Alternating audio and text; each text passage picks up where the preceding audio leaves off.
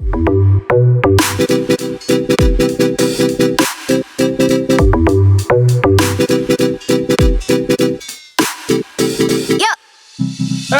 everyone, and welcome to episode 18 of Fireside Magic. I'm your host, Anthony. With the regular crew now, we have our friend up north, Jesse, a.k.a. Carnage Cards, ENT. Jesse, how's it going?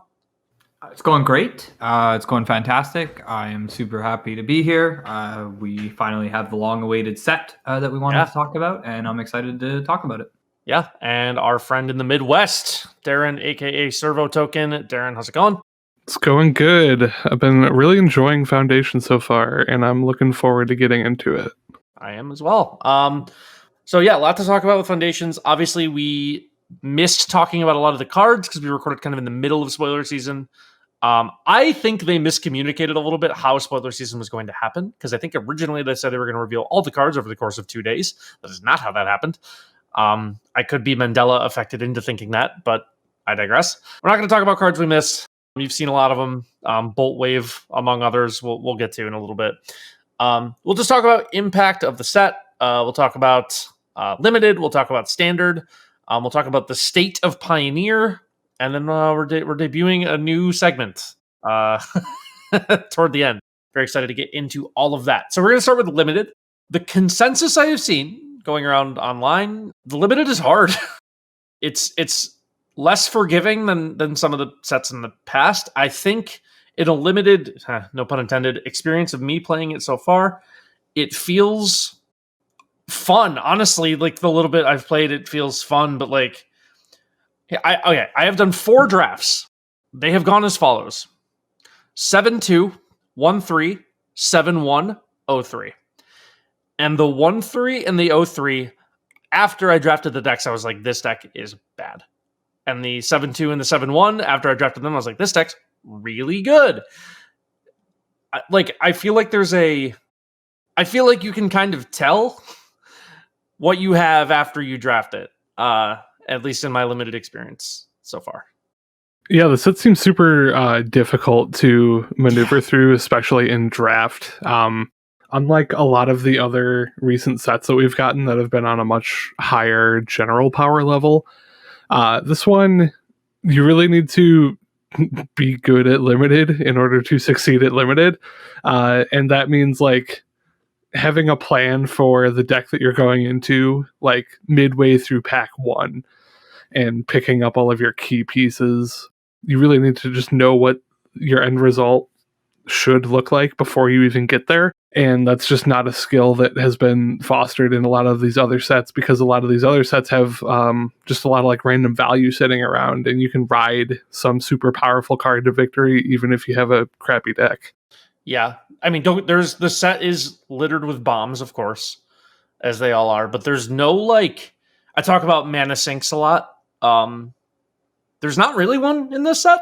Like there are, in the sense that, like, you know, there's cards with kicker and there's cards with like a bunch of all these other things, but it's not like a straight theme throughout the set, like we saw with Duskmourn, like we saw with Bloomburrow, and really Murders of Carlisle Manor, we saw it, and like so on and so forth. Like it's been like a theme, and now it's just like you really have to have cards in this set, and set doesn't seem as like happy to give you cards.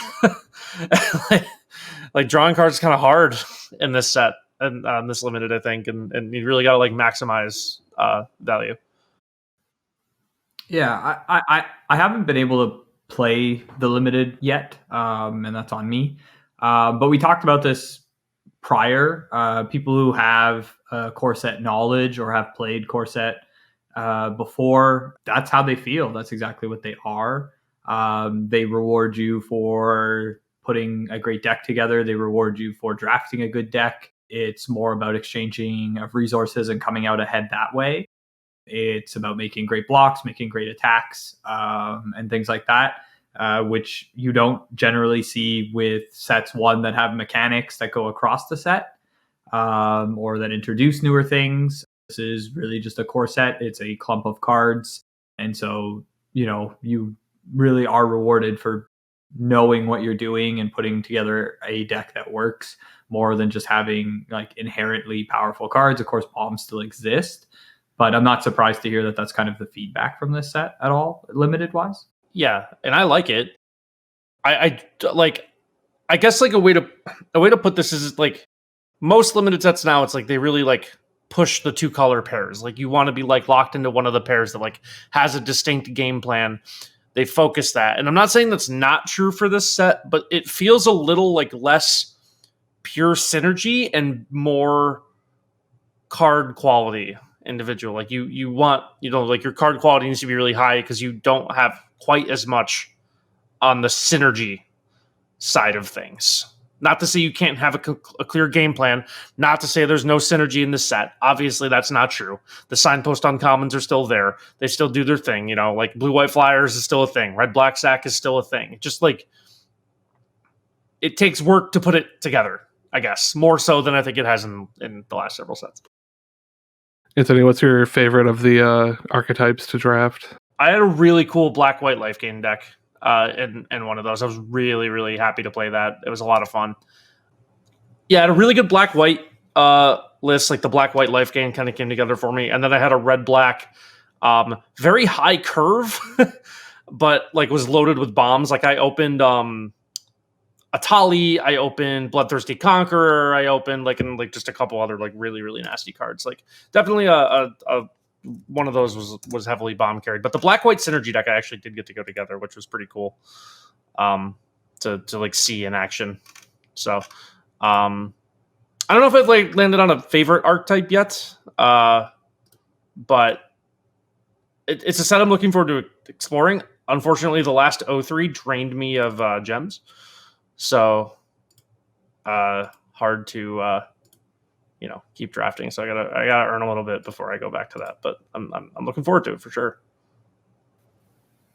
What's like the bomb?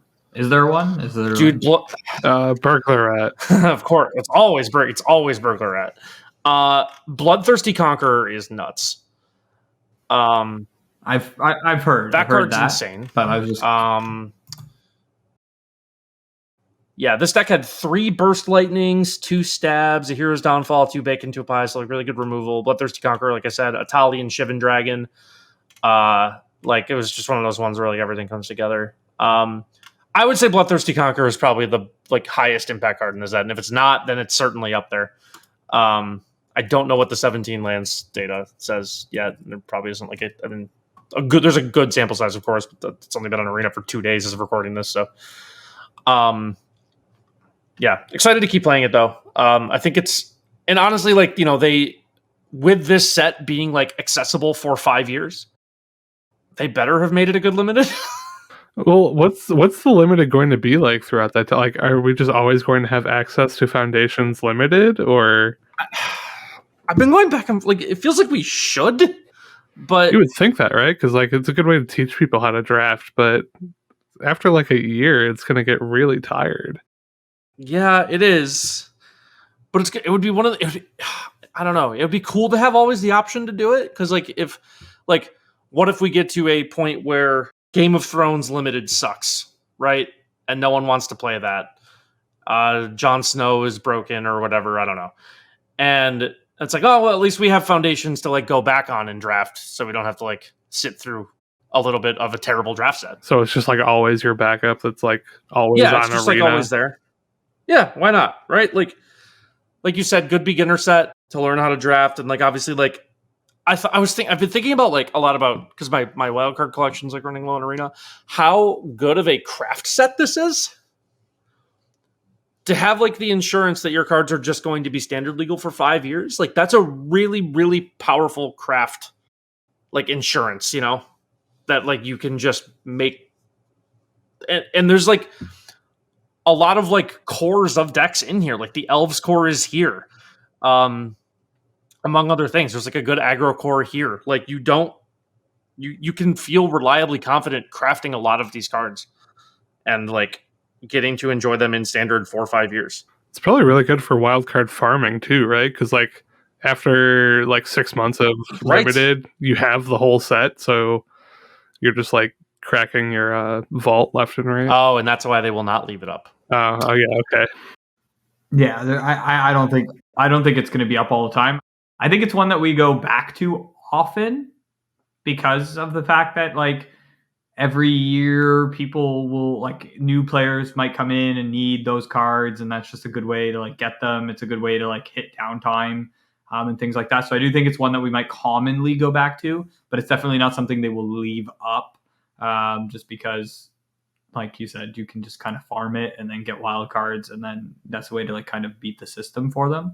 But I do think that it's cool. I think that especially if we talk about this in terms of like local store, I think it's really cool that it's something that you can go to periodically throughout 5 years. Yeah. And it actually matter. I think like most of us probably have been a part of stores where you do that, where you go back to a set that's maybe not even standard legal anymore, back in the day when we all played standard, and it was fun and it was cool, but like the reality was you were spending money on things you didn't need. Where like this is actually that you can kind of go back to it all the time, and it's important. People are going to need the cards. They'll hold some sort of value, and it'll keep that player base going. So I do think that's also really, really cool for stores. You can undercut the bad sets, so the ones that nobody wants to draft, you can just change them and have your drafts be foundations. So I think that that's really cool. I do think that it's a limited that gets solved quickly, and it's a limited that kind of becomes stale in that sense. Of course, sets are kind of well known for that, in my opinion, because there isn't all that much synergy rolling around. So it becomes like increasingly clear what's best and what's not best. So I do think that hurts its replayability. But again, I'm kind of getting nostalgic. We used to do those types of things where you throw a Foundations pack. Yeah, I was just going to say it's really good for Chaos Draft. Yeah, well, not even that. You throw it in sure. to like a set, like when Dustmorn is just the first one that popped in my head, but sure. 2 Dustmorn, 1 Foundations, because that's the point of them, right? Is that they can kind of like fit into other things. So you can also splice them in, and you can splice it in with the new standard sets every once in a while because it matters, because it is around for 5 years. So I think that those parts are very, very cool about it. And so that I think can help its limited potential going forward. Its best shot at replayability is if, like, obviously, again, we've only had access to the format for a few days, but if it ends up feeling like a cube, I think that would be its best shot at like not feeling stale. Is if it's fun enough to draft, like even through the staleness, like it's fun enough to draft like a cube, like a standard cube. I think you can make it that, and that's what I find fun. So again, I don't know if this was something everyone's local stores did, but my local store used to do this when I was growing up. Was like we would often, like after a few weeks of a new set, we would kind of mix in the core set with it, and so it would be, God, I'm trying to think of sets that I played back then, I don't even know. I don't know. Drawing a blank.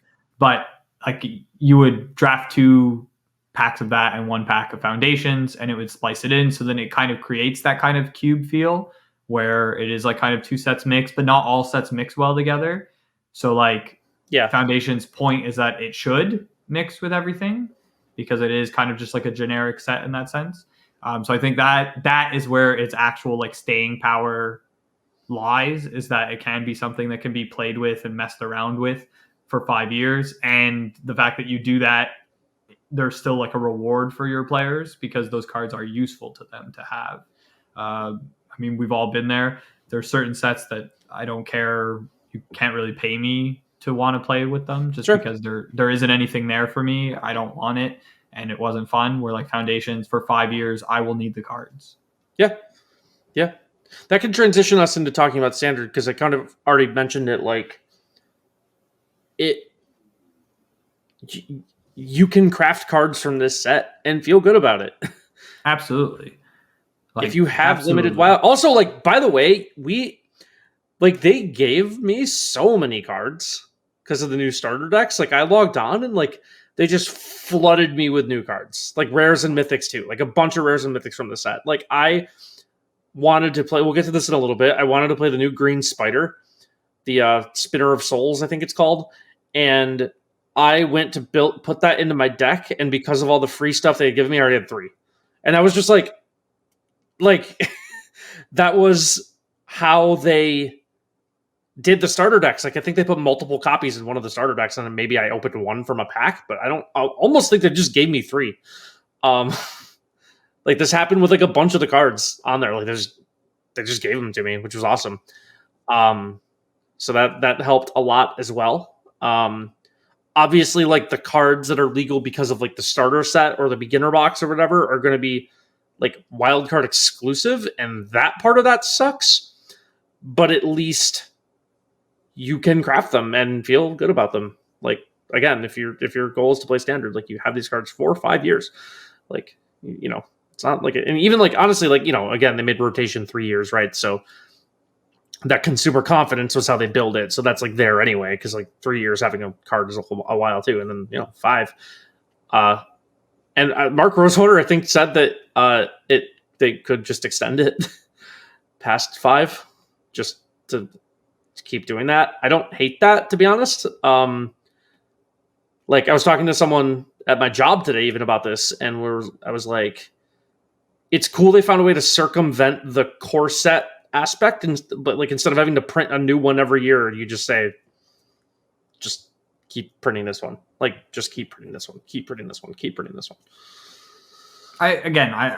We've said it a million times talking about Foundations. I like the baseline that it sets. I like that aspect. I like to think that, okay, these are cards that I can always think about, and this is where I can always kind of start, and then I can work from there. And that's like the best part of this is for 5 years or more. That's what you get to say.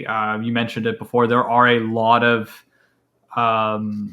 like archetypes that are sitting in here. Elves is the first one that comes to mind. There's a lot of elves here. You don't need very much from outside sets to make a deck. And so like every new set that comes out that has a few elves in it, you can always kind of go right back to this and go, okay, this is the base. Are these more powerful than the things I've currently got in there? And that can like change the power level. And I like that about a lot of Foundations. And I like that we'll have that for 5 years. And I know we said this a bunch of times, so we don't need to get like crazy about it. But standard obviously is gonna have a huge effect. Again, we're 2 days out from the set getting released, so it's not like we're flowing in results. No. But I mean, some things are pretty obvious. Bolt Wave.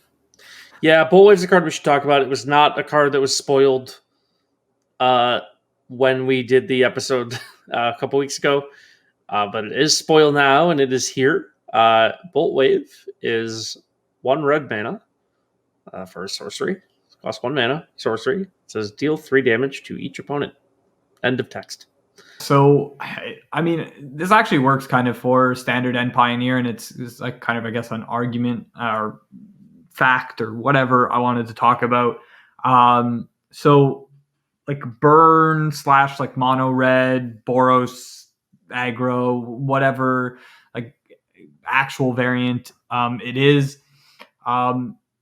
the new baseline, right? Yeah. I don't think you can consciously bring a deck that can't win that matchup anymore. I think that it will alter decision making when choosing deck choices and that. Some of us who've played even modern, I guess, but not recent modern, but like kind of middle modern, if not like early modern. When you went to a tournament, especially a paper tournament, you were more likely to run into burn than you were to run into anything else. Mm-hmm. The deck has always been affordable. The play patterns are relatively easy at its base.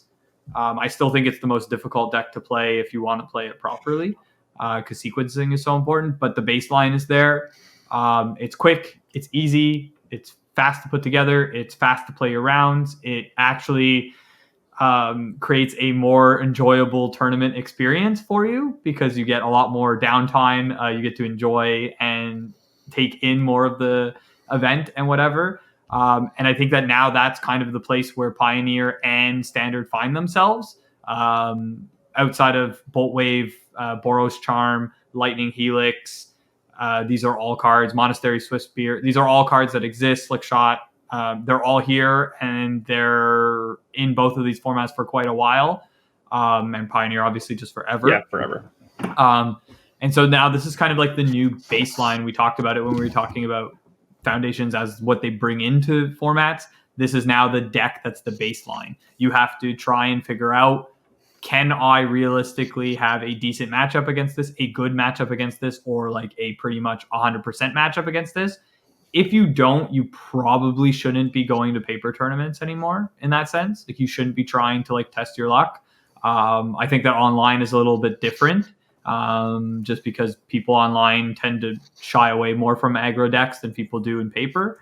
And so I think that that's something that we need to keep in mind. It's something at least I can tell you I am keeping in mind as I go into this first weekend for me being able to play tournaments with these cards, is I'm not going to register a deck that I don't think can win this matchup, or at least give me a shot in this matchup. Yeah, which I would have done previously. I wouldn't have said necessarily that that's something I was worried about. I think there are 2 decks in Standard that fit this description of like, you have to be able to win this matchup, and that's the Boros Prowess, and that is like the black whatever color like demons list. I think you have to really be able to beat both of those. So that's like not. See, I don't think that's true. So like I would say that similarly about like Rakdos midrange when it was powerful in Pioneer. Sure. You can realistically go to a tournament and say, maybe that's right. Right? You can realistically go to a tournament and you can say, hey, my matchup against Rakdos midrange is not good, but I'm a better player than the people I'm playing against. I know my deck better than they do, and I think like they can get draws together that aren't going to function.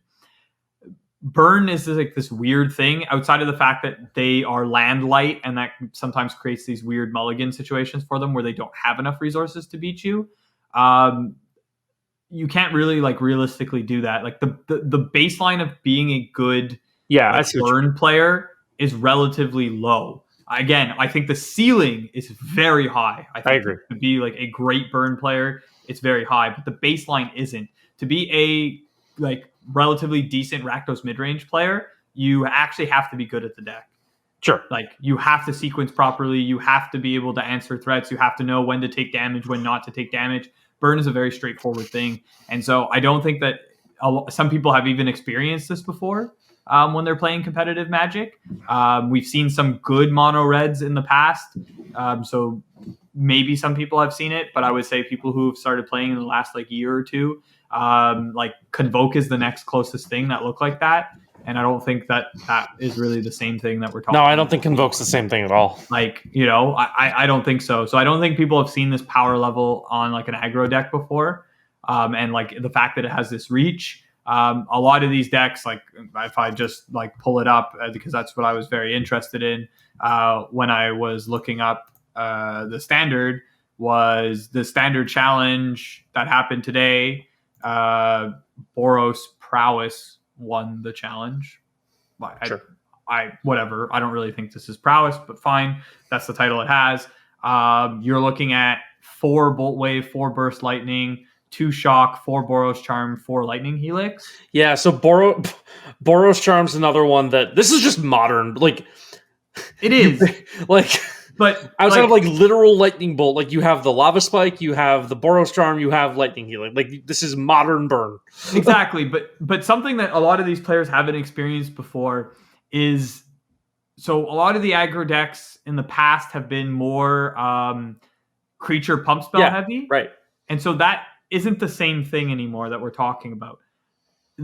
These decks, if you're at 6 life, you can die to 2 draw steps. Yep. Just die. You like, there are some, like, if you don't have, like, a lot of decks don't play counterspell. You can't do anything. You can't thought seize them. You can't duress them. They can play off the top of their deck and they can reach. Reach is something that a lot of these aggro decks just haven't had properly for a while. And we've been seeing the dominance of reach when we're talking about that red-black prowess deck that existed for a while. Right, the fact that it could fling its gigantic creature at you and get you out of nowhere kind of push this thing to the forefront. But again, that's a clunky kind of combo where you could kind of interact with that. You can't really interact with this outside of counterspells, right? So some decks, again, Rakdos midrange comes to mind, doesn't necessarily have a lot of life gain if you were to play it at its basis, right? So if you're at 4 life, you aren't safe anymore. Yeah, right? So you mentioned like Charm reach. Kills you. Burst Lightning and Boros Charm too, gets you. of course, but like Burst Lightning's a huge part of that reach. Like all of a sudden your shocks deal 4. Like if they've drawn a couple lands, like that's like you're taking 4 to the face and it'll cost 5 mana, but 4 is a lot. Yeah. Again, Like- look, we've all played against burn decks in our lives, or aggro decks or whatever. Especially in standard. At 3 life, I felt safe. Right. You know, if they had no cards in hand and no battlefield, I was like, okay, I Stabilized. can't really die to anything off the top, no matter what. So you can maybe get like a little bit loose. You can maybe tap out. You can maybe make a decision. You could, maybe take a turn off. Like the fact that number now is 4. Well, the number's 5. Like 5. you need 5 to feel safe. Yeah, sorry. You're dead at 4. No, you're right. 5. The fact that it's 5. That's crazy. That's a huge It's huge. It's a big difference. And so that was, I guess, like I know this was like long-winded, but that was kind of the point that I was trying to make, is that like I think we're in a new place. There's a new baseline to aggro decks. There's a new baseline to how your deck should be constructed, and what you should be able to do. I think that when you're constructing your deck, when you're going into a tournament, these are things that you need to keep in mind that we didn't necessarily have to do before. And so I do think that is the one thing you could learn from this and take with you, is that there's like this new number in your mind that you need to feel safe at. There's this new like ability you need to be able to like survive against these types of decks. What is this the worst for? Oh, I mean, a lot of things. If we're talking Pioneer, for example, standard. We'll talk standard. Focus standard, sure. Yeah. This is really, really bad for control in standard. I don't think that this is necessarily good. Again, play draws so huge in standard, and now it's gotten bigger. I think that it's also bad for domain, depending on how they build. Like domain already kind of struggled sometimes against like pretty aggressive decks. And now this, again, the reach is huge. I think that it's bad for those. I think that it's bad for some mid-range decks. Not Golgari, for example. I think that green gives you a lot of like life gain abilities. And so like I think that's okay. Same as like white. But I try and even think of like mono black demons, for example. Taking 2 life off your annex twice. Yeah. Just because you didn't have a demon line up properly. Yeah. You can't really do that against this deck. Like you have to sequence and play a little bit different. Like annex is almost not like a bad card. It's obviously super good if you sequence that properly and it lines up well. Of course. But it's like really bad the other way, right? So I do think that a lot of decks have to kind of pivot and change a little bit, but I think it's very possible. Again, we've all played against burn decks and played in formats where burn decks are. They're also very beatable if you have them in your mind. Very, very beatable. They're linear. They don't gain too much advantage. There's a lot of things you can do to negate this. And so they exist. I think that's a large reason why a card I've been seeing a lot of is Healer. The fact that it's a 2-mana 3/1 lifelink, with upside, is love gigantic. That card, by the way. That card's awesome. I think the card is good, but I'm saying I think that is really great. Like you play that on turn 2 and you attack once, that changes the whole game, right? Like everyone knows that about burn. Gaining 3 life is taking a card out of their hand, and so that alone is difficult. Like a lot of times they are trying to get you to exactly 20. Like that. Beza, Beza's huge. Yeah, I mean, we'll see a ton of that, and I've seen it. The domain deck, for example, from the challenge was 4 in the main board. Yeah, makes sense. There's also a well-known player on MTGO who played an Abzan deck, and that was specifically for that reason. Jesus. Editor's note, so it was here in the recording where Jesse's computer randomly started playing music, and we don't know why. Once we got that resolved, we forgot what we were talking about. So now we're talking about Pioneer. We're going to transition from Standard to Pioneer. Pioneer is going to be less of a discussion of new cards and more of a cry for help. It's a call to action. So obviously, I think we talked about it, that they announced the RC seasons going into like 2026 at MagicCon, I think, or before that even. It was Vegas, yeah. Yeah. Pioneer is not an RC format through the entirety of 2025, meaning that the earliest we will see, like, highest level competitive Pioneer is 2026 at best. I think it's like standard, modern, standard, or something like that for 2025.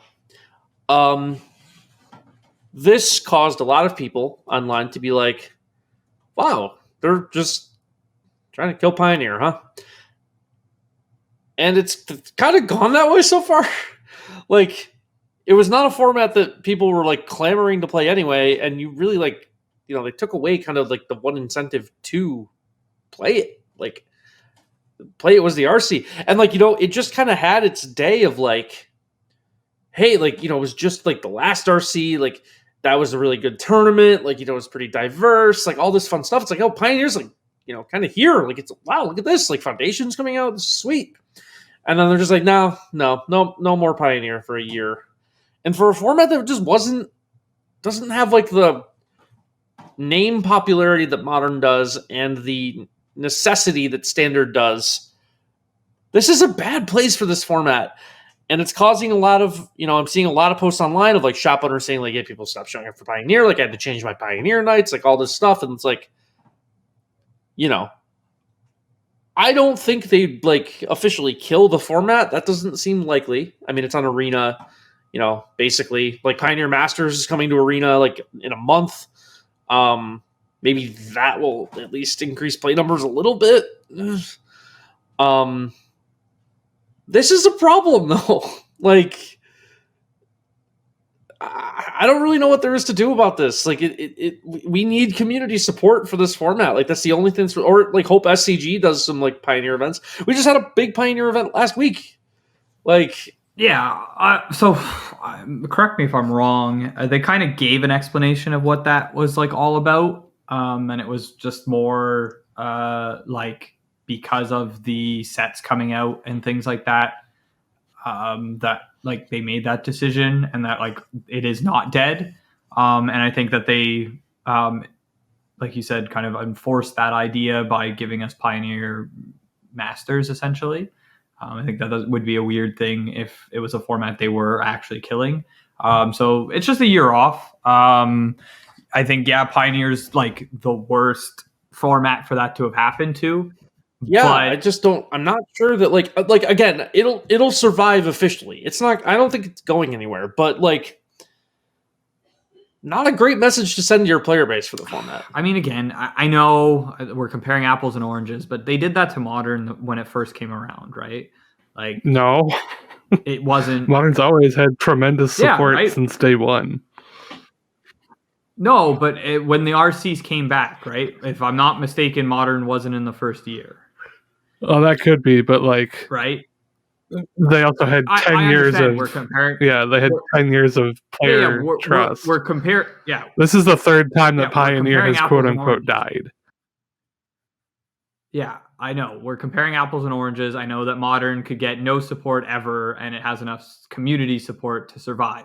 I know that, but they did it before. It's not like I'm just trying to make the argument that it is like they will come back to it. It obviously everything matters. Like, honestly, the reason why we had so much Modern, for example, was just because like they released the Lord of the Rings set and like Horizons and They try and match this up with like what they're currently doing, and Standard is kind of like the big focus right now.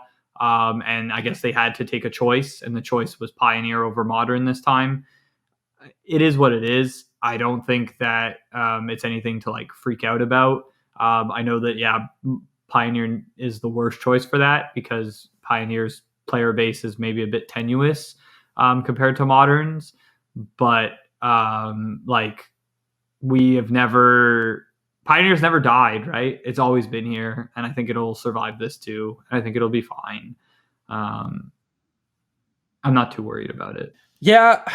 Again. I don't think it's going anywhere. I just, like you said, This is the worst format this could have happened to. And it sucks as someone who's really been into the format since day one, and wanted this format to be like a great part of Magic. Like I thought it was felt like filled like a good role. And it just, I don't know. They've really just done it dirty like a bunch. And it just sucks that they just keep doing that, especially after we did have a really successful RC. It was like the first time where Pioneer was on the big stage, and it was like, wow, this format's cool. And then I don't know. Just not to be doom and gloom, but if your LGS is having a Pioneer night, support it. Go play. That is our call to action. Go play the Pioneer format at your local game store. Keep the game alive. It's going to need the community support. There won't be RCQs to fuel it.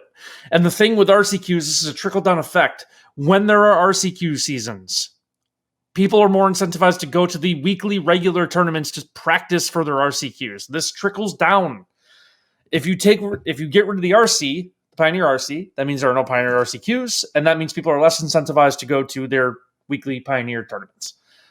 We just need that base level of weekly tournaments to continue. That's the problem here. I don't want to see those go away. I think that Pioneer Masters fixes the problem you're talking. I hope so. I hope it does. Again, it's going to be the premier set when it comes out.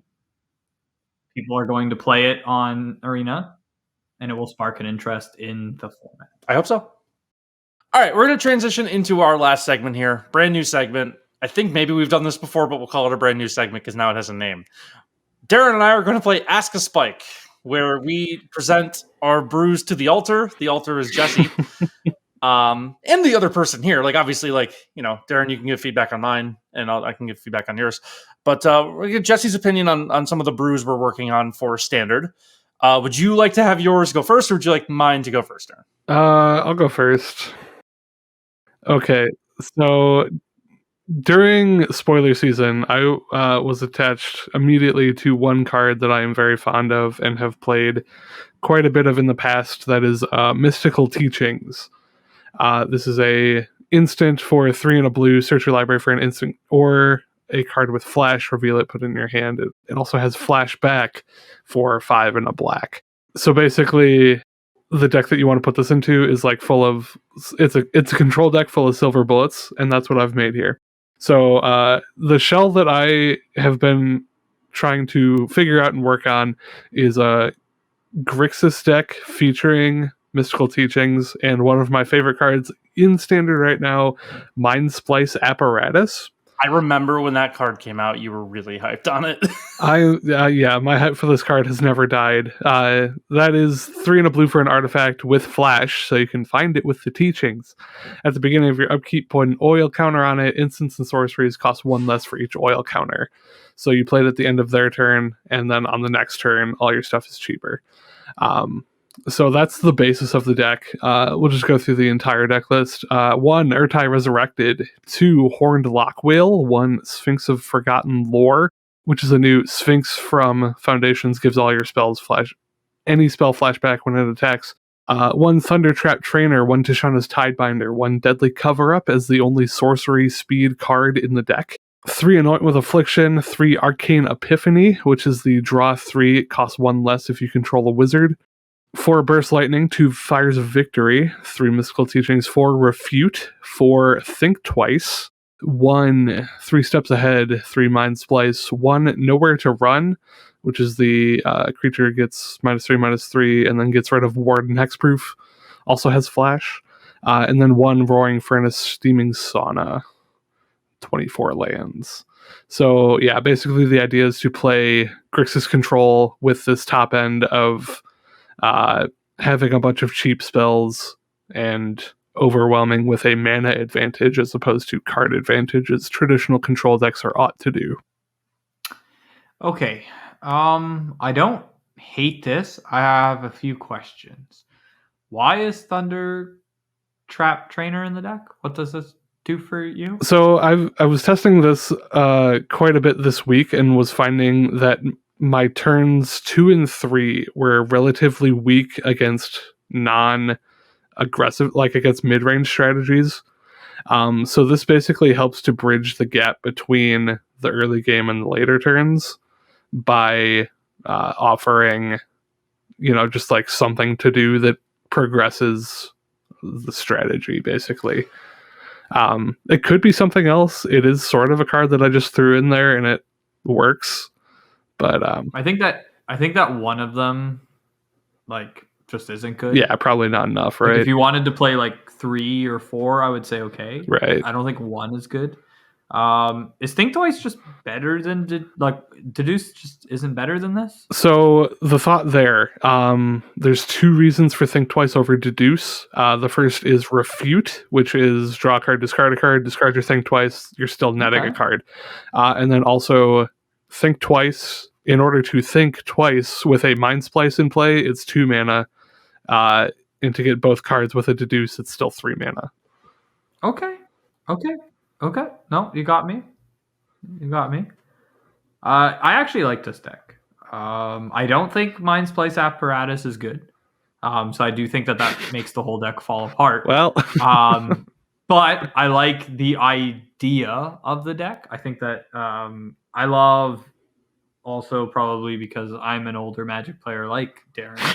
I also really love Mystical Teachings. It's a card that I have absolutely adored. I love decks that are Silver Bullet heavy. And this card is one of the ultimate, I need a card, very specific, and I can get it. Flashback is really cool. I think with Refute, now I like it even more. So I understand the flashback part of it. I think this deck is just like probably better without Mind Splice Apparatus. Yeah, that's entirely possible. It might also just be better by only playing 2 colors as opposed to trying to force all 3 together. Something that I was finding in early testing was that Burst Lightning doesn't really play well with Cut Down, and you need to choose one or the other. It's also probably just not correct in a control deck unless you're making it Mind cheaper. Splice? It does, yeah. It does reduce kicker? Yeah. Okay. I wasn't sure if it did or not. Yeah, that's why it's in here, yeah. Yeah, I think that's sure. Does it reduce spree? Yes. It does. I had 4 3 steps ahead originally, but it just turned out to be a worse Refute, and I didn't have a high enough creature count to copy, to make the copying worthwhile. I think the part that I really forgot about Mystical Teachings was that it gets flash cards. Yeah, I did too. I don't know if I knew that. Yeah. Which I think actually makes this like a much, much better card in my opinion. I love having access to like know where to run, but just one, so that it's important in certain situations, and then in others you just don't care about it. Which is exactly what we said that card was going to do when it was spoiled. Yeah. I think this deck is like 1,000 times better if it has an instant speed sweeper, and I know that could be said about a lot of things. But the fact that you can't get deadly cover up hurts. Like, yeah, I hate the that Pioneer version of the deck is significantly better because you can just grab Cyclonic Rift and win the game. Yeah, I like this deck though. I think that there are definitely things that you can change, but I think this is like one of those decks that is really good if you're a good player. White would give you an instant speed sweeper. Oh, don't say that. Don't make me add a 4th color to this deck. A 4th? Whoa, cut the red. Cut the red. Yeah. I'm not going to cut red. I don't even think the red is good. If you want an instant speed sweeper, like Final Showdown exists. Oh, yeah, that's true. It's not the best option, but it is an instant speed sweeper, especially with Mind Splice spree. Apparatus. Yeah, that's a compelling point. Red is actually just mostly in here for the sideboard Pyroclasm. Like, it was hard to justify red in the standard version. I have it in Pioneer for what's the Magma Opus, and I wanted to continue the theming, and only buy one deck for standard and Pioneer, like 1 mana base. Makes sense. Yeah. But I guess white gives you lockdown. White gives you lockdown. Like if that's like a worry, white gives you lockdown. Yeah, I don't think the red's that good. Now that like Yeah, I think you probably want the instant speed sweeper, and that makes me think if you do want to splash a color, it's probably white. God, if only black had 1A and you could just be 2-color, Yeah, that would be even better. yeah, I think. I'm trying to think, what other like good white cards do you get though? Yeah, that Like, is. there's got to be good white cards, right?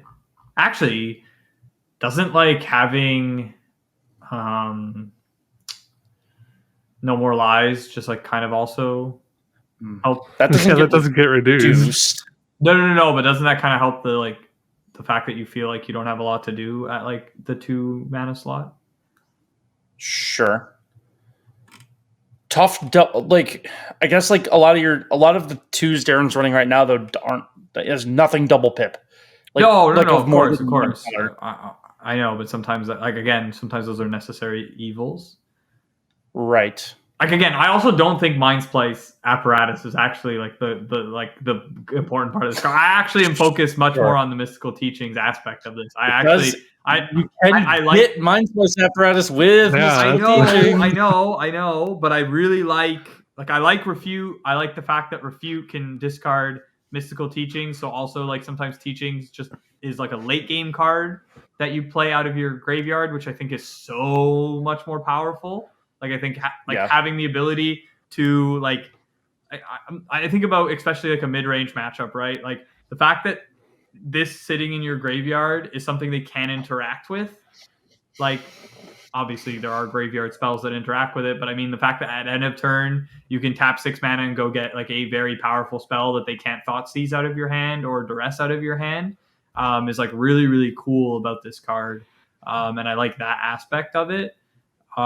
So like that's what I'm more hyper focused on. I think that Mind's Place apparatus, like I've never been wildly impressed with that card. And I also like when you look at this deck, for example, like what is it act like most of the time it's like making things reduced by like 1 or 2 that like actually matter. Like none of these things are X spells. Like none of these things have like loaded mana costs that this is really like doing anything for, right? Like the biggest thing you have here is it can reduce something by 3. Like that's your biggest payoff is that it's like a 2 mana spell instead of a 5. Outside of teachings, it's like Fires of Victory for 2 mana and 1 mana 4 damage burst lightnings is like the best things it's doing, which still isn't even that amazing. That's what I'm saying, right? That's why like I think that that's not the card. I think that like Mystical Teachings is the card I'm like heavily focused on and that I actually really, really like. I think that it's like super, super cool to have this kind of like flashback spell that gets you something that you need, that allows you, I think like how many times have I played Control that all I'm really hoping for is that I have a very particular card in a very particular situation. And this just gives you copies, whatever, for like 5 to 8 or copies like, 5 instead of just 1. Like bullet, now you have 5 chances of drawing that card. So yes, I don't hate this deck, and I feel like I'm going to say horrible things about Anthony. Probably. We can move to mine. Mine's, I think, a little harder to critique because it's just an aggro list. Like there's not like a lot of like you're either going to like this or you don't. There's not going to be a lot of like. Oh, of course, this is just an Anthem deck, right? Okay. Yeah, well, of course, it was going to be an Anthem of Champions list. Yeah. So mine's a green-white aggro. Not leaning into like any specific creature type. There's a whole hodgepodge of creature types. I can go down the deck list real quick. I love 3-ofs. Yeah, what is this? Like, why is this? This hurt is me. The sloppiest deck list I've ever seen. Yeah, this hurt me instantly looking at it. There was. I can defend some of this. The 3 of 1 drops are actually just because I'm kind of trying different ones out. Okay, that's fair. Yeah. So C-Note Scout, 3 of. Paw Patch Recruit, I just put in. It was Dryad Militant, but as much as I love Dryad Militant, that card's just bad. 4 Recruitment Officer, that one I knew I wanted to play 4 of. 3 Skrelv. I just don't like playing 4 legends. That's fine. No, that's fair. I just That's okay. never have.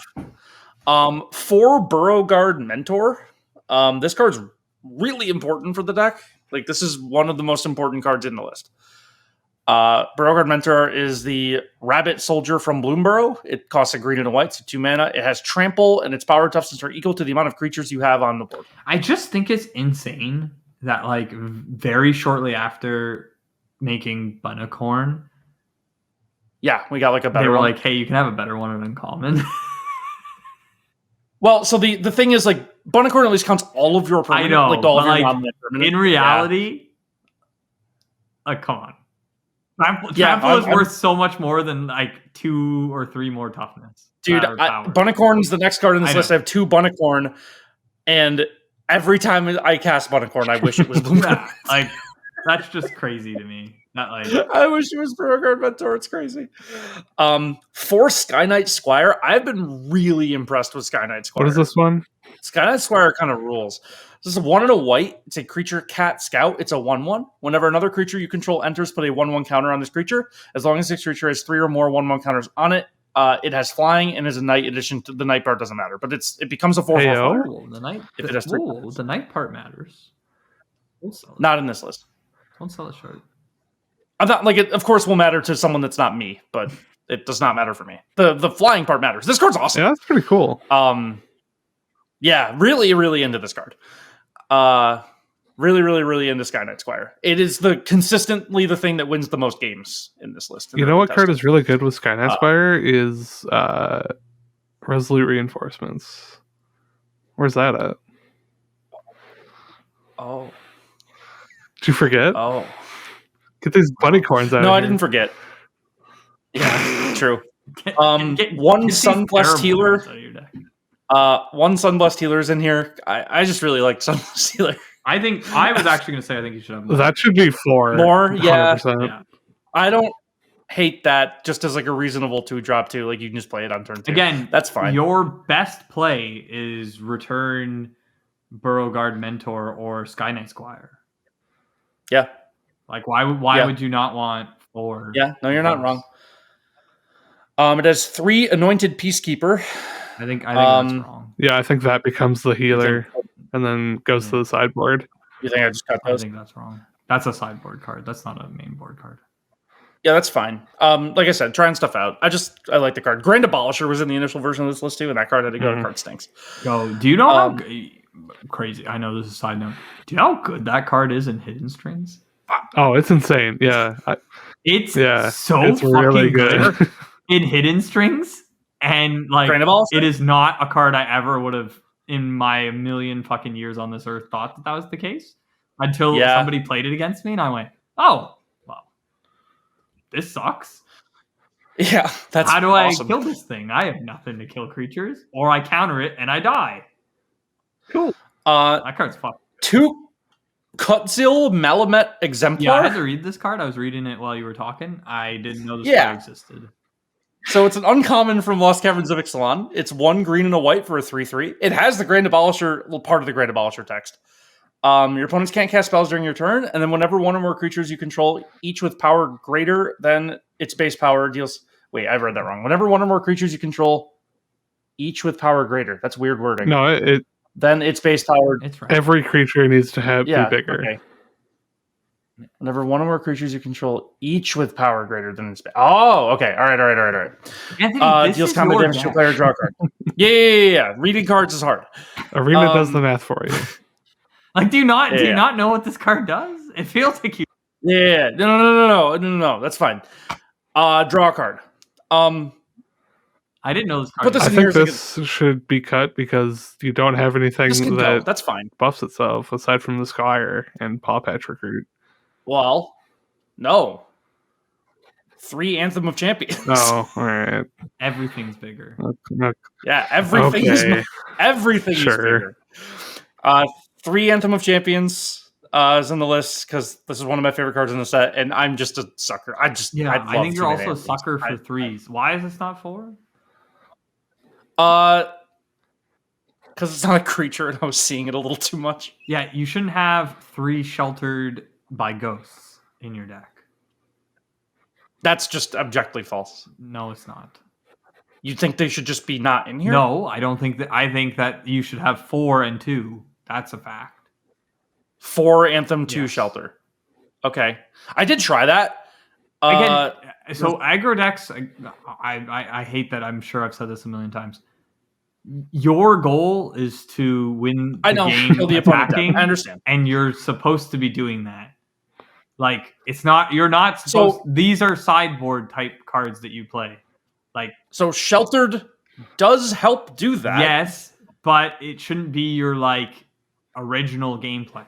Like, that card is dog water in your hands, and there's 3 of them. If you line up against control or against domain or against I skipped a card too, but yeah, that's fine. I can go back to 4-2. I wanted some removal main board. Some is fine, but it should never be more than 2. Like, if you go and look at like any like decent aggro list, like honestly, even go look at like the company lists, which I understand a lot of their, like, we're talking different formats and a lot of their creatures can be removal spells. It's very rare you see more than like 2 get lost or something like that. Like, you should it should never be more than 2 in your main board. Yeah, that's fine. I can go back to 4-2. I can try that for sure. I did miss Spinner of Souls. I mentioned this card earlier. I love this card. This is 2 and a green for a 4/3 Spider Spirit. It has reach, and then whenever another non-token creature you control dies, you may reveal cards from the top of your library until you reveal a creature card. Put that card into your hand, and then the rest on the bottom of your library in a random order. Just a little bit of card advantage. Refill a little bit. Is the idea here. Lands are 22. There are 4 Brushland, 3 Forest, 3 Hushwood Verge, 2 Murex, 4 Plains, 4 Razor Verge Thicket, a Restless Story, and a Thrawn Portal. I hate Thrawn Portal. So bad. The bad card. Awful. So bad. The worst card in the deck. Almost by far. It can be anything else. I literally, I put it in there because I was like, I need like a 20-second land, and I was like, I don't know what this should be. And I was like, I'll try Thrawn Portal, and it is objectively horrible. Do not play this card. It should never be Thrawn's Portal. No, I learned. I just haven't played the list since I tried it for a couple of games. It's bad. Don't put it in there. Sideboard, I have 3 Elspeth Smite, 3 Exercise, 2 Cutseal's Flanker, 1 Tranquil Frillback, 3 Werefox Bodyguard, 2 Ren and Realmbreaker. That can go. And the 1 Sarah Paragon. That can probably go too. Those last 2 cards, gone. Cut those for your anointeds. Move the anointed. I was about to say those should be your 3 anointed peacekeepers. Okay, that's fine. I can cut those for anointed. It opens 3 spots main. That can be Sunblessed Healer. The Cutseals can go for something else probably. Yes. Probably 2 more 1-drops. Oh, 2 more 1-drops. So 4. Send out 4. Yeah, just go up to like 12. Scrolv isn't really a 1-drop. I play Scrolv on 1. Well, I mean, yeah, but like it doesn't act in the way that you want a 1-drop to act. Like it's not attacking everything. Right. Yeah, that's right. Yeah, maybe that is right. Move the 3 anointed to the sideboard. Go back to 4/2. Anthem Sheltered.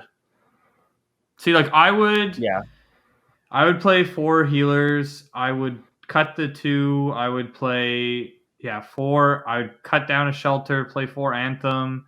And then I would cut the 2 Bunicorns and probably play like 2 Bodyguards in the main. Like if you're worried about removal. Oh, the Dominaria United one? No. Warfox Bodyguard, like from your sideboard. Play those main board. Like, okay. Like, I like those better than I like Sheltered by Ghosts, for example. I don't know. Oh, so you're saying leave Sheltered in the main and also put Werefox Bodyguard? Yeah, like if your worry is that you want more removal spells, like 2 Bodyguard, 2 Sheltered is better than like 3 Sheltered. Okay.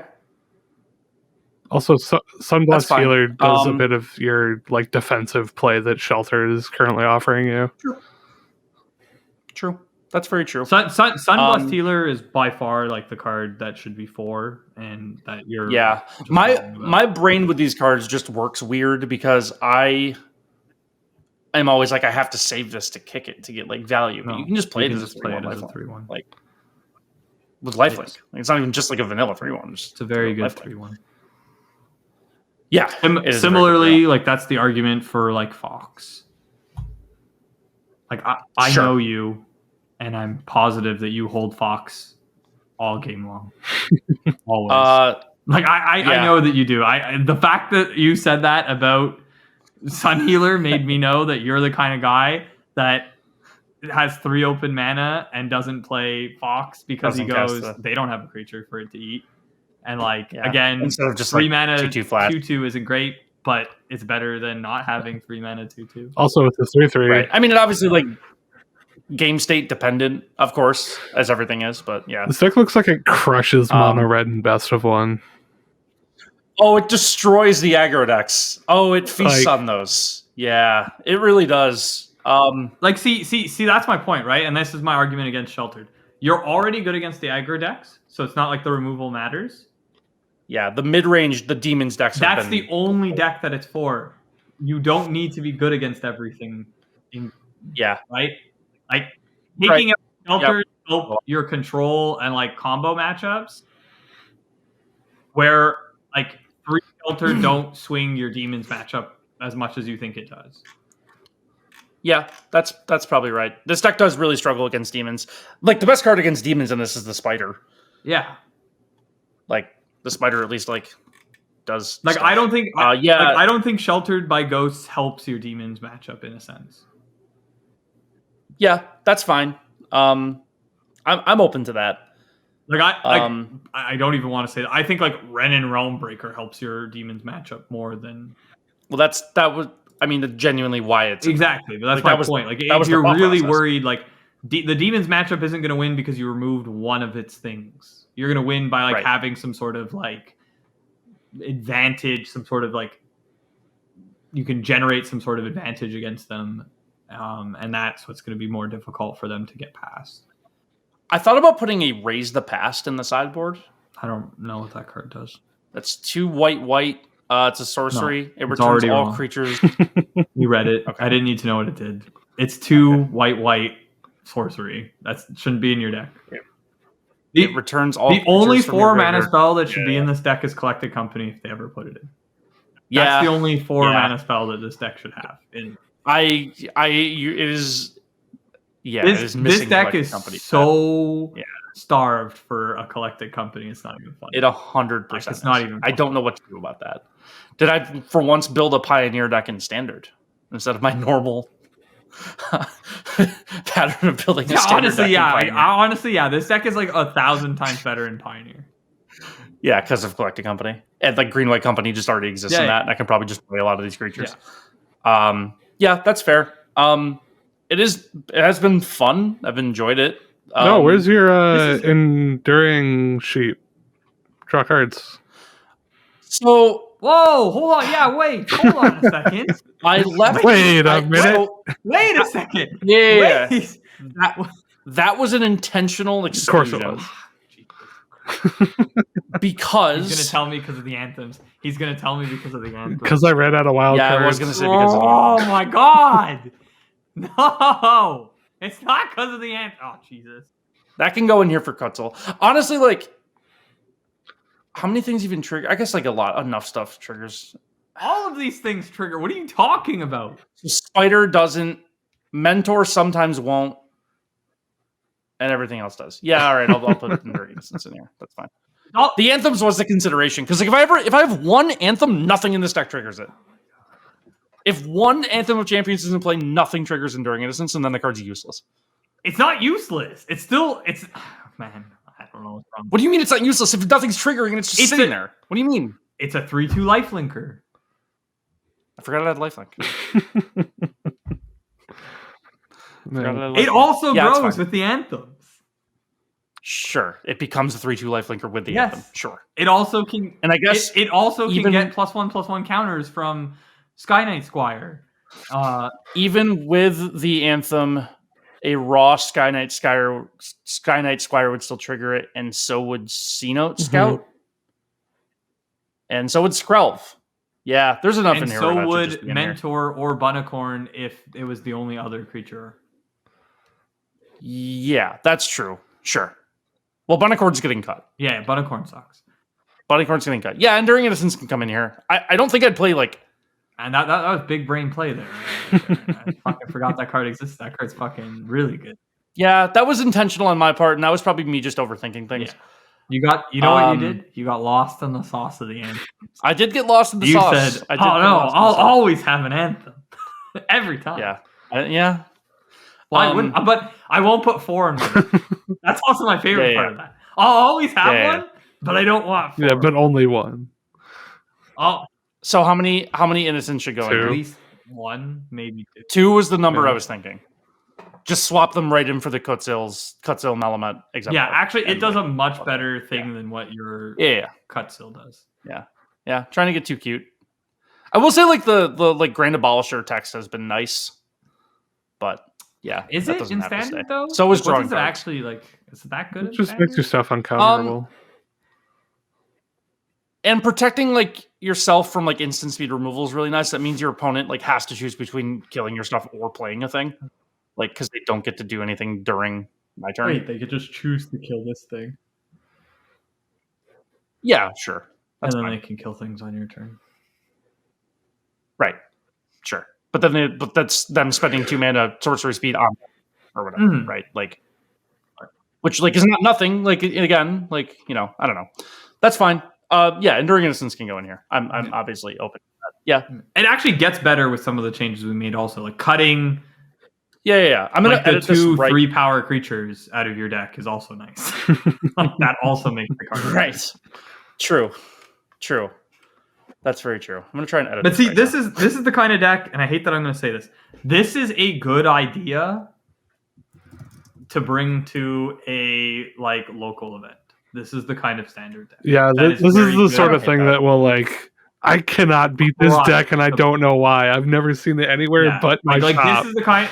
This is the kind of deck that beats up the like burn prowess style decks, and like that alone can do well at like a local tournament. Like the fact that they will come in and you'll play these like derpy, weird, like life gainy, crappy creatures that they have to interact with and that can outsize them quickly is like very good. Like this is the kind of deck. Like this is the kind I hate. This is the kind of deck that like I'm going to be playing in like the Pioneer Challenge tomorrow night. What are you playing in the Pioneer I Challenge? don't know, but like I've been thinking of something like Angels or something like that. Like something that like is just like I do think a lot of people are going to want to play like Bolt Wave and Boros Charm and like that like style of deck. And I think that these green-white decks are good, and they're also good at other things too. Like obviously I don't want to just play like a Soul Sisters style deck that's just like way too in on beating like that aggro deck, but just sucks to everything else. Like this deck has game like Company, Angels. This has game against control decks or mid-range decks, depending on how you build them. And so like that was kind of this is the kind of style of deck that I want to be playing this weekend. Just because I think you're going to get a lot of people that just like kind of gravitate towards burn because they've never seen it before and never had an opportunity to play it before. Yeah, that's fair. Yeah, I do like, obviously, like I like playing these kinds of decks too. Like for the exact kind of style you just like mentioned. Like I went to like forever ago, when I built green white artifacts in Pioneer, like I went to my FNM and like they were just like people just couldn't beat it. Like it was just funny. All right, I'm making some changes to this. I appreciate the feedback.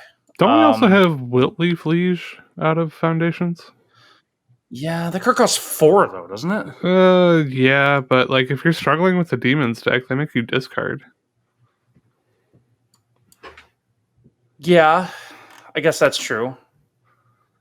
I don't know, it might not be right, but like this, I would call this deck a green-white little kid deck, and that is like the quintessential little kid card. Yeah, that's fair. All right, so we said 4 C-Note, 4 Paw Patch, 4 Recruitment Officer, 3 Skrull, 4 Burrow Guard, 4 Sky Knight Squire, 4 Sunblessed Healer, 2 Enduring Innocence, 3 Spiders. Be cool with the Spiders staying in? Spider seems fine. It's all right. Yeah.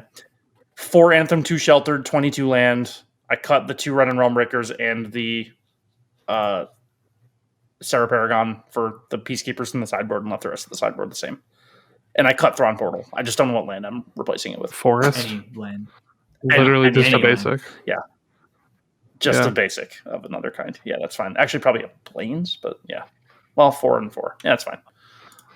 Okay, cool. Also, you're at That works. I'll try this out. $83.11 right now, which is 11 ticks on Mitgo is pretty sick. funny. Yeah, I'm in. That's funny. Yeah, 11 tick. Yeah, budget Darren has to love that. Why Spinner of Souls? That's awesome. Freaking 3 ticks. That's insane. Because it's new. That's kind of nuts. It'll be literally like point something ticks on Wednesday next week. These types of sets, if you are a MTGO player, these types of sets do not buy any of the freaking cards at all. Like, just don't. They go down daily. Daily, if you go check, their prices just go down. It's just the way that these types of things work. It's just because there are crazy grinders like me who need the cards so bad that they're willing to pay any price for them quickly. And they don't even care about their rental services because their rental service can't give it to them, and they're like, just give it to me. And then the prices go down immensely. So, all right. Let's end the show. Well, kind of end the show. Let's kind of end the show. We have a lot going on thegathering.gg. Darren, do you want to lead this discussion a little bit? Sure. So we at The Gathering... I don't know why I made that sound. I'm sorry. We at The Gathering have been working behind the scenes for close to a year now, trying to figure out just like A, who we are and what we want to be, and B, how to best serve our community and like feature their interests and give the people what they want, essentially. So we've been taking a few attempts at doing this sort of thing. We've run some community events. Tyrant of Tales has been really on top of things with like his free tournaments that he's been running. We have new articles coming out literally all the time. We have reinvigorated our podcast. We've got a lot of shit going on, man, and it's a good time to get on board with everything that we are about. We are constantly looking for new suggestions for things to make. We will always want to provide what people want, and that works a lot better when people tell us directly what they want. And I think the best way to do that is to join up in our Discord. There will be a link in this podcast description. It is free to do so. And you can chat with us, and by us, I mean me and Anthony and a few other people. Jesse's never going to be in there. Yeah. But no, we've got a good little community going on in there. So it's pretty active. Like, it genuinely is like, it is a pretty active, fun space. A lot of really cool people. We're constantly like working on decks, like asking for feedback, talking about results. Yeah, and if you want to lead us in any particular direction, that's the best place to reach out to us. We are very forward thinking at this website and would like to constantly be pushing towards being our best selves, and we can't do that without your help. The best way to do that is by telling us directly. If you are super into what we are doing, we also have a Patreon where you can back us up with some dollarinos and incentivize us to continue creating for you. I know that the Patreon is also how we structure our prizing for our events, so that both goes to fund the events and provide prizes to our patrons, so we can provide a free tournament with prizing. We have a lot of stuff going on, and we would really appreciate if you would come check out what we've got. If you would further like to support the show, the website, the Discord, we do also have a TCG Player affiliate code that is also found in the podcast description down below. Using that will give us a little kickback if you ever are so inclined to buy some cards for Standard or Pioneer. If you want to buy whatever deck list Anthony just showed to us, that will also be in the description. If you want to throw $12 away, make sure you do it on TCG Player with our affiliate code. We are also moving to Blue Sky, away from Twitter, because Twitter is a fascist hellscape. We used to joke. Like, I used to say, like, at the end of every episode, like, however long we're here or however long Twitter exists. Yep. And that it's day gone. came. It's done. That day's here. Make sure to follow us on Blue Sky to keep on top of all community involvement that we have going on over there as well. To wrap it up, I assume that Anthony has a split-second question for us because he wrote it in the outline. All right, yeah, I do have a split-second question. It's a fun one. Jesse, what is your favorite of the Foundation's full art basics? It is the Johnny one. Yeah, that one's cool. Darren, which one of the full art Foundation's basics is your favorite? Can I be controversial? I don't like any of them. I like the Rebecca Gay non-full art lands. That's fine. That's a fine answer. Liliana's Swamp for me. That card's awesome. All right. That was fun. Thanks a lot, everyone, for listening. We really appreciate it, as always. And hope you enjoyed. And we'll see you guys in a couple weeks. Bye. Yo,